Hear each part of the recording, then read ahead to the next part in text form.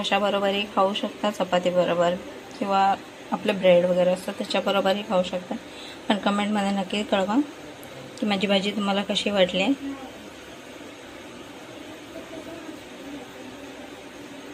तर पूर्ण रेसिपी बघा आणि मला नक्की कमेंटमध्ये सांगा.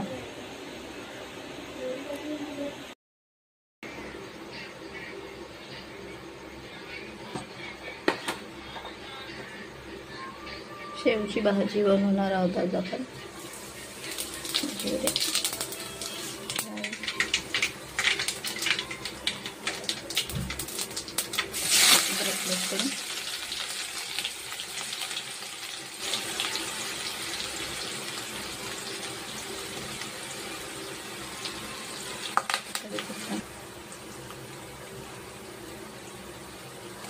दोन मोठे कांदे घेतलेत मी बारीक चिरून, ते आपण टाकून घेऊया.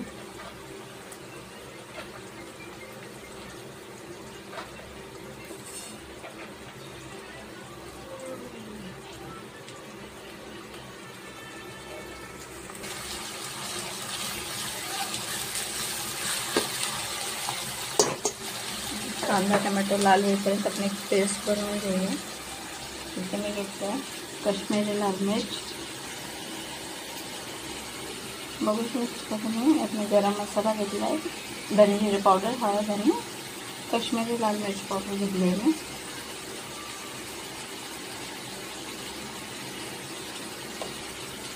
आणि आता आपण घालणार आहोत थोडंसं पाणी.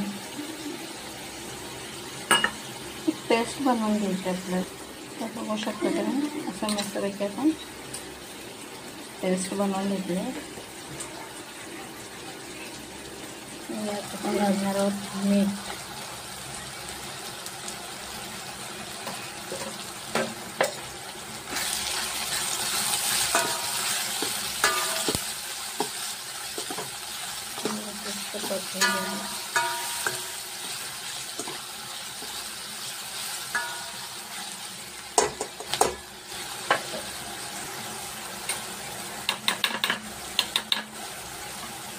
आता आपण जो मसाला बनवलेला तो घालून घेऊया.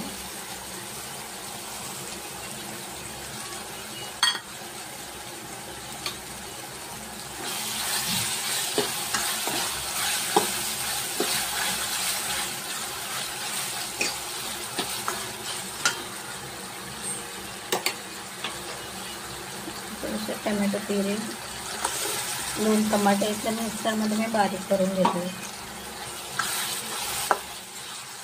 एकत्र आपण भाजून घेऊया व्यवस्थित तेल सुटेपर्यंत. थोडंसं पाणी घालून घेऊया आपण जे मसाला आपण टाकलेला त्याच्यातून.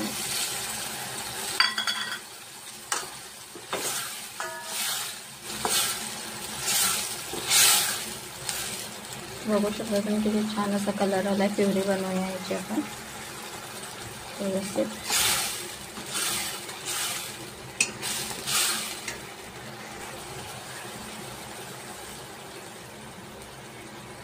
तर बघू शकता की ते छान असा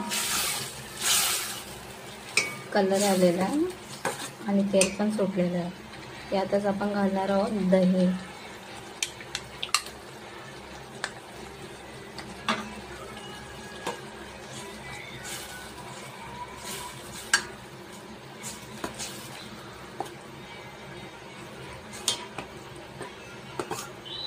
आंबट वगैरे होत नाही दहीने, पण एक कलर आणि हे कॉम्बिनेशन एक छान बनतं याचं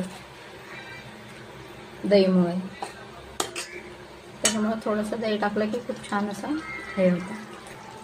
ते बघू शकता तुम्ही छान असं. आता आपण थोडीशी कोथिंबीर घालणार आहोत.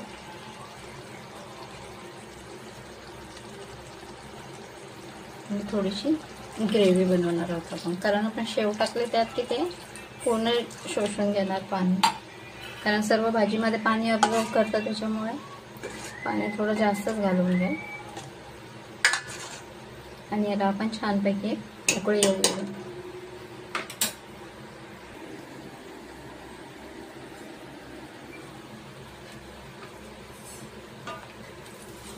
बघू शकता ते छान तेल वगैरे सुटले आणि कलर पण खूप छान आला बाजूला.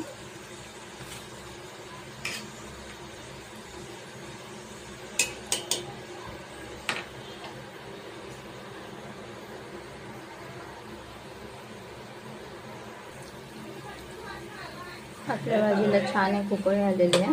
आता आपण घालून घेऊया शेव आणि 1-2 मिनटं